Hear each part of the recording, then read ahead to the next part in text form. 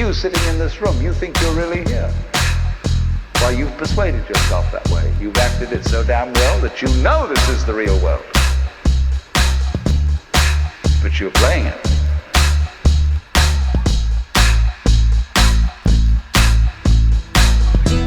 We haven't realized that life and death, black and white, good and evil, being and non-being, come from the same center. They imply each other. What you are basically, deep, deep down, far, far in, is simply the fabric and structure of existence itself. Books burn and stories will fade. The strength in our arms can fight against change. The wind's tide keeps rumbling on. Look hard at the thunderous clouds. There's a freedom inside, whispering out, calling you, calling you home. Saying, ooh, time will pass and reduce to ash your bones. Ooh, in a lightning flash, what fills the gap of when it hits and when you know?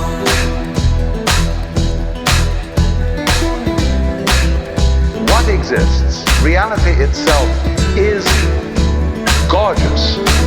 It is the plenum, the fullness of total joy. Facts hold your feet to the ground. Mind wanders off, chasing the sound of the storm clouds that whispered of home. From in between the truth and what we see, the thunder pulls out what we choose to perceive, echoing the size of our world. Ooh, time will pass and reduce to ash our bones. Ooh, in a lightning flash, what fills the gap of what is real and what we know?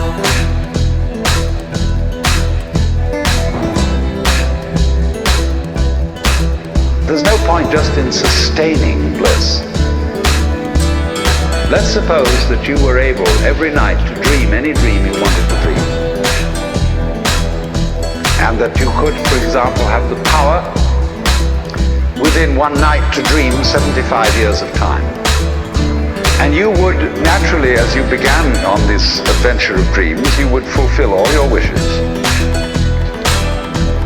You would have every kind of pleasure you could conceive.